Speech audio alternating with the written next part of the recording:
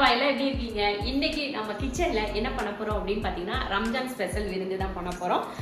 Mutton பிரியாணியும் அப்புறம் chicken chilli, அப்புறமா ஒரு சிக்கன்ல வந்து ஒரு கிரேவி ஒன்று பண்ணிட்டு அப்புறமா அவ்வளோதான், அதோட முடிச்சுக்கலான் இருக்கோம். இன்னைக்கு வந்து முதல்ல பிரியாணிக்காக வந்து மட்டன் வந்து வேக வச்சிருக்கேன். 2 கிலோவில் செய்ய போறேன். அதனால 2 கிலோ மட்டன் வந்து வேக வச்சிருக்கேன்.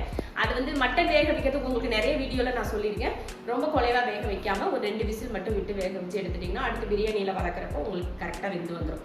அதனால கம்மியாக வேக வச்சுக்கோங்க. இப்போ வேக வச்சுட்டேன். அடுத்ததை வந்து நம்ம சில்லிக்கு மசாலாலாம் தடவி வச்சுட்டு மற்ற வேலைகள்லாம் நம்ம பண்ணுறதுக்கு ரெடியாக இருக்கும். நான் முதல்ல வெங்காயம் தக்காளி எல்லாம் நீட்டாக எடுத்து வச்சாச்சு. அடுத்து வந்து வெங்காயம் வெட்டியும் வச்சுட்டேன். அப்படி எப்படி நம்ம மசாலாலாம் எடுத்துட்டு தாளித்து விடுறது மட்டும்தான். இப்போ நம்ம வந்து சிக்கனை வந்து அடுத்து ரெடி பண்ணிடலாம். பார்த்தீங்கன்னா சிக்கன் வந்து 3 கிலோ சிக்கன் இருக்குது. இதில் 1 கிலோ வந்து நம்ம கிரேவிக்கு எடுத்துட்டு மீதி வந்து சில்லிக்கு போட்டுக்கலாம். ஏன்னா கிரேவி வந்து அந்தளவுக்கு யாரும் சாப்பிட மாட்டாங்க. பிரியாணி இருக்கிறதுனால, சாரி சில்லி இருக்கிறதுனால யாரும் வந்து கிரேவி அதிகம் சாப்பிட்டுக்க மாட்டாங்க. இருந்தாலும் ஒரு சிலருக்கு வந்து வெறும் பிரியாணி சாப்பிட்றத விட ஏதாவது தொட்டு சாப்பிட்றதுக்கு பிடிக்கும் இல்லையா? அதனால தான் கொஞ்சம் கிரேவி பண்ணுறேன். இப்போ வந்து இதை க்ளீன் பண்ணிவிட்டு அதுக்கப்புறமா நம்ம ஊற வச்சிடலாம் மசாலா தடவிட்டு. அதிக மசாலாலாம் இதில் நான் தடவை போகிறது கிடையாது. கம்மியான மசாலா போட்டு தான் இன்றைக்கி நான் செய்ய போகிறேன். 2 கிலோ சில்லிக்கு ஒரு இதில் இந்த பெரிய புளிக்கரண்டியில் 2 கரண்டி போட்டுருக்கேன். இஞ்சி பூண்டு பேஸ்ட்டும் போட்டுக்கலாம். இது வந்து கார்ன்ஃப்ளவர்.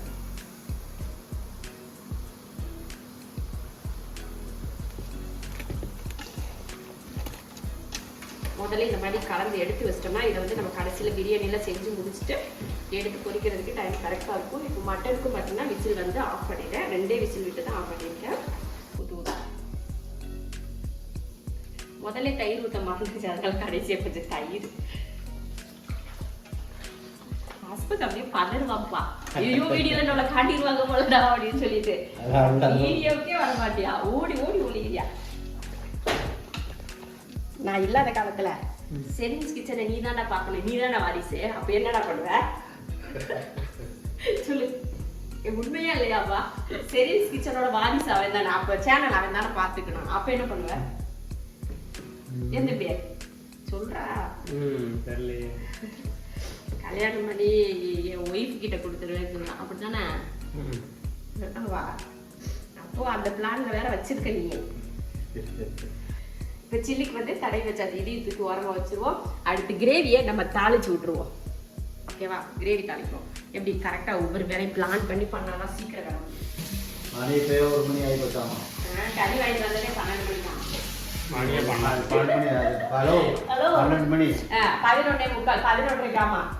மணிக்கு நான் வந்துட்டேன். வந்து இவ்வளவு வேலை வந்துருக்கல. அதேதான் சொல்றேன். நீங்க சொன்னீங்களா 1 மணி ஆயிடுச்சுன்னு. அதுக்கு வாட்ச பார்க்கல. பார்த்துக்கோங்க. ஏத்து ஊத்துது வேற. சரி அவ்வளவுதான். இது தூக்கி ஓரமா வச்சிடலாம். சரியான வெயிலப்பா, வெளியே நடக்க முடியல. அவ்வளவு 2 தடவை கொண்ட மழை போட்டு 2 தடவை போட்டு தலை வலிக்குது. இப்போ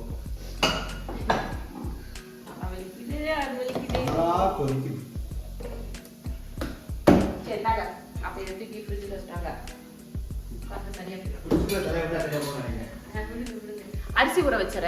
அடுத்து அரிசி ஊற வைக்கணும். எவ்வளவு கிலோ அரிசி வாங்கிருக்கீங்களோ அதை பொறுத்து ஒரு பாத்திரத்துல போட்டு அலஞ்சி எடுத்துக்கோங்க. அப்பதான் வந்து உங்களுக்கு தண்ணியோட அளவு வந்து கரெக்டா இருக்கும். கரெக்டா 2 கிலோ இது பார்த்துக்கோங்க. இப்படி அளந்து போடுறதா நம்ம தண்ணியோட அளவுக்கு கரெக்டா இருக்கும். இதுல ஒரு பாத்திரம் இருக்கு, இதுலதான் நம்ம தண்ணி அளந்து ஊற்றணும். இப்ப கழுவிட்டு ஊற வச்சிடலாம். அதே போல ஊற வைக்கிறதுக்கு முன்னாடி கழுவிடுங்க. கழுவிட்டு அதுக்கப்புறமா ஊற வைக்கணும். சிக்கனுக்கு எண்ணெய் ஊற்றிடலாம். பட்டை கிராம்லாம் போடல, வெறும் கருவேப்பிலை. அடுத்து 3 பெரிய வெங்காயம் நல்லா பொன்னிறமா இதை வதக்கிடும். வெங்காயம் வந்து பொன்னிறமா ஆனதுமே இஞ்சி பூண்டு பேஸ்ட் 1 ஸ்பூனு நல்லா வதக்கிடு.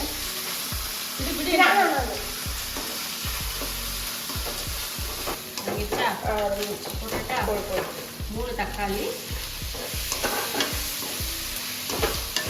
உடனே போட்டுறாதுமா, கொஞ்சம் வதங்கட்டும். Chicken 1 kilo.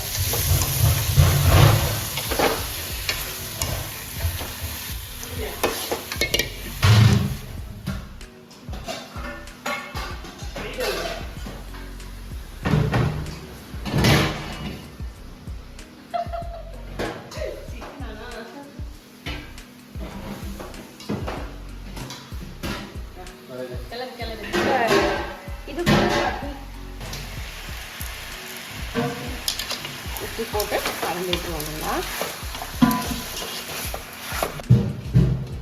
மூடி வச்சிடலாம். சிக்கனில் வந்து தண்ணி விட்டு வேகட்டும்.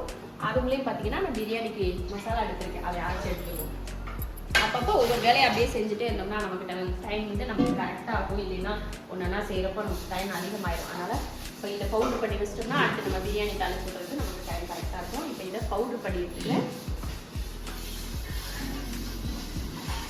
இப்போ இதை பவுடர் பண்ணிடலாம்.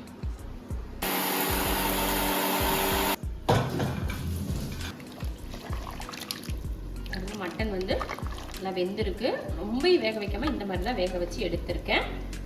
நான் வந்து சிக்கன் கிரேவி வைக்கிறதுக்குள்ள மாமா ஒரு பக்கம் நான் தாளிச்சிட்டு இருக்கேன்னு சொல்லிட்டாங்க. அதனால அவர் ஸ்டவ் ஆன் பண்ணிட்டு இருக்காரு. இருங்க வச்சுட்டு பாத்திரம் வைக்கணும், இல்லைன்னா அணைஞ்சு போயிடும். மூஞ்சி பக்கத்தில் வைக்காது மாமா. ரொம்ப காய விட்டுறாதீங்க பாத்திரத்தை. நல்லா அந்த தண்ணி விட்டு வெந்து அதில் எண்ணெய் பிரிஞ்சு வரும் பாருங்க, அந்த மாதிரி வந்துச்சுன்னா நல்லா இருக்கும் கிரேவி. அதனால கொஞ்சம் நேரம் இருக்கு. ரொம்ப வேர்த்துச்சு. டைம் ஆயிடுச்சு, 12:30 ஆயிடுச்சு. பள்ளிவாசல் போயிட்டு வர்றதே ரொம்ப லேட் ஆயிடுச்சு. அதனால அதுக்கப்புறமா 11:30க்கு மேலே தான் 11:30 கரெக்டாக மட்டன் சிக்கன்லாம் வாங்கிட்டு வரப்போ 11:30 ஆயிடுச்சு. காலையிலே வாங்காம இப்போதான் வாங்கி கொடுத்தாரு. அவர் ஒரு சோபி.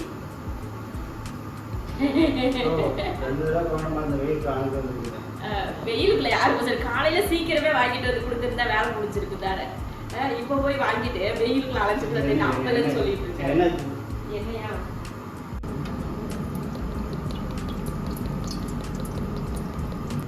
என்ன ஊற்றியாச்சு? பட்டை, கிராம்பு, ஏலக்காய்,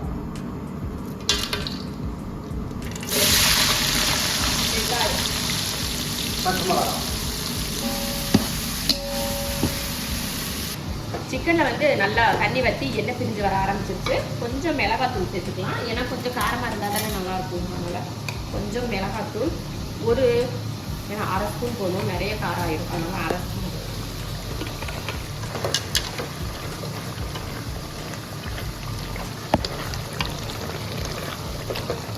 ஒரு இன்ஸ்டன்ட் சிக்கன் மசாலா 50 கிராம் அளவுக்கு சேர்த்துட்டேன்.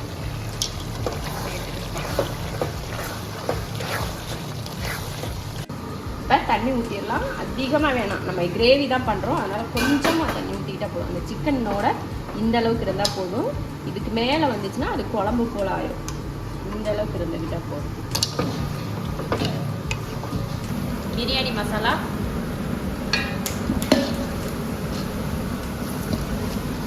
மிளகாத்தூள்,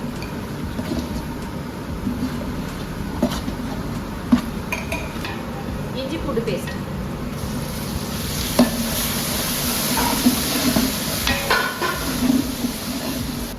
தயிர்,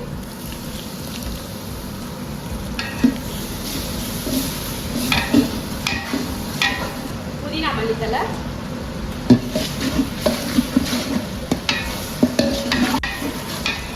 மட்டன்,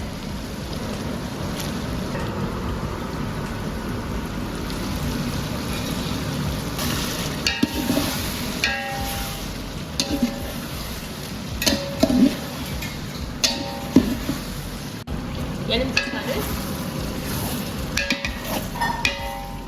தக்காளி,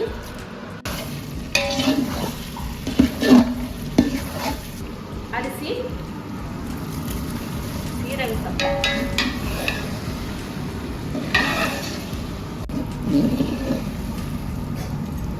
தண்ணி சேர்த்துக்கலாம். நான் வந்து மட்டன் வேக வச்ச தண்ணி சேர்த்துக்கிறேன். 1 ஊற்றிருக்கேன். இன்னொரு 1.5 1க்கு 1.5 தண்ணி ஊற்றிருக்கேன். ஒரு படி அரிசிக்கு 1.5 படி தண்ணி சேர்த்துருக்கோம். அதே போல் நம்ம மட்டன் வேக வச்ச தண்ணி தான் இதில் சேர்த்துக்கூட, அதனால் அதில் கொஞ்சம் உப்பு இருக்கும். அதனால் இப்போ கொஞ்சம் பார்த்துட்டு நம்ம உப்பு சேர்த்துக்கணும். கொஞ்சம் கொதி வரட்டு, உப்பு எப்படி இருக்குன்னு பார்த்து அதுக்கப்புறமா நம்ம உப்பு சேர்த்துடலாம். உப்பு சேர்த்துக்கலாம்.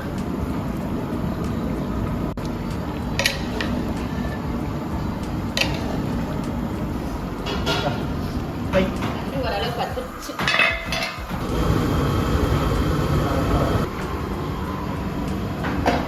கொஞ்சம் அழுத்த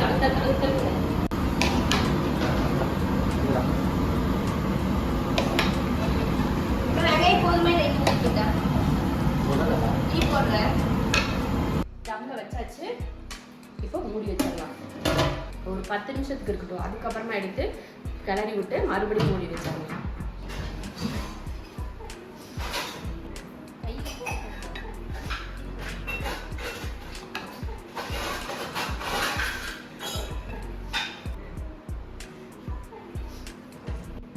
பிரியாணி தம் வச்சு இறக்கியாச்சு.